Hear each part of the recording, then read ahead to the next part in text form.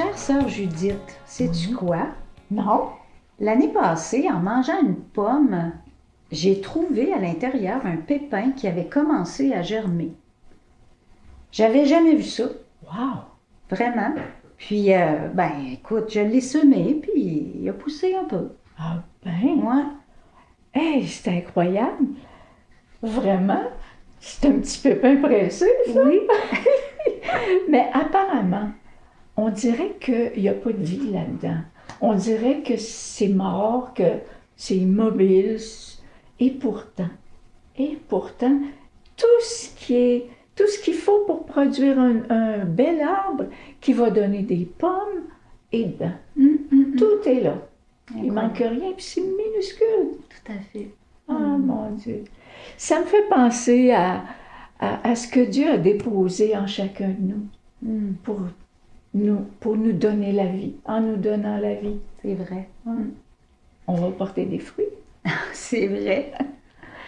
Puis tu vois, l'image me fait aussi penser à la vocation, à l'appel que le Seigneur nous fait à chacun et chacune d'une manière unique.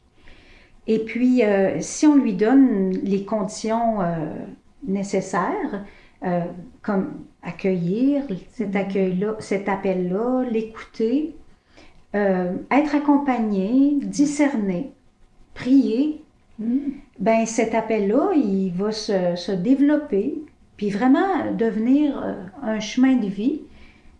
Puis, dans le fond, ça va répondre au désir profond qu'il y a d'inscrit en chacune de nous. C'est ça.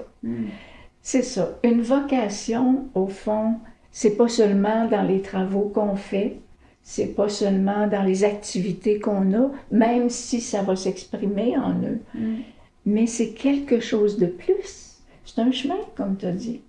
Un chemin qui oriente nos efforts et oriente toute notre vie dans le sens du service. Ouais.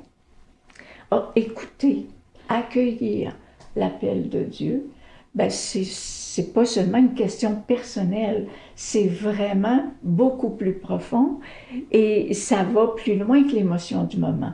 On a un engagement concret là-dedans, réel, quelque chose de quotidien, là, tu sais, à chaque pas qu'on fait, ça vient embrasser toute notre vie, dans le sens de la construction du royaume de Dieu. On a notre petite part à mettre, puis c'est ça que Dieu a déposé en nous. Hey, c'est beau, hein? C'est grand, Oui. vraiment. Oui. Un mystère pour chacun. Puis ça me dit l'importance d'être accompagné sur ce chemin-là, d'avoir des personnes qui vont nous aider à discerner les signes que le Seigneur met aussi sur notre chemin, un peu comme des petits cailloux blancs qui sont là, semés. Mais c'est vrai. En fait, avancer sur ce chemin-là, ben, c'est reconnaître pourquoi je suis fait. C'est reconnaître le projet du Seigneur qu'il y a sur ma vie, qui va donner un sens à ma vie. La réponse que chacun donne, ben là, ça dépend de chacun, justement.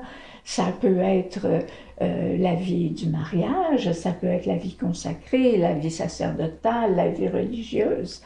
Ça peut être l'apostolat des laïcs, là.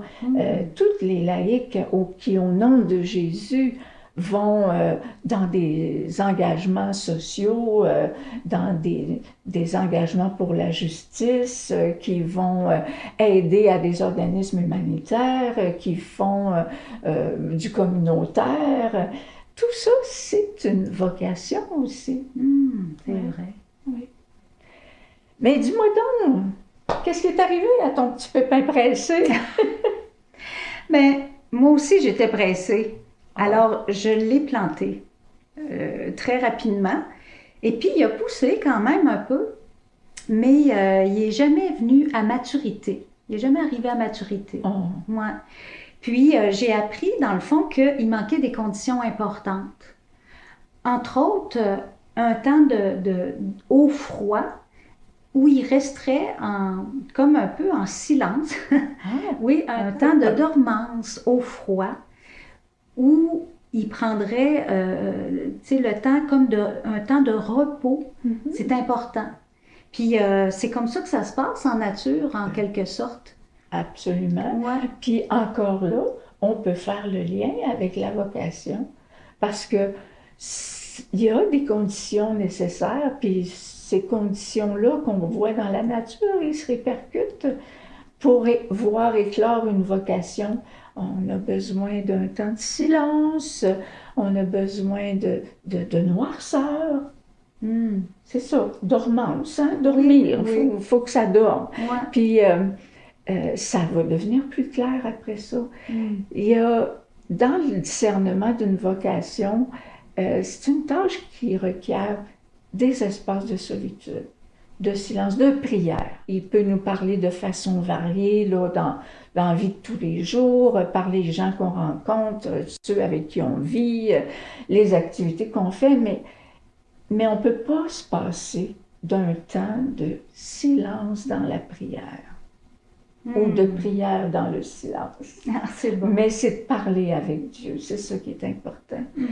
Puis c'est là, dans ce cœur à cœur-là, qu'on peut demander « Pour qui suis-je? » Pour qui suis-je? Sais-tu que c'est une bonne question à se poser, puis une bonne question sur laquelle on peut prier aussi, en cette journée mondiale de prière pour les vocations. Absolument, c'est vrai. Merci, Judith. Merci à toi.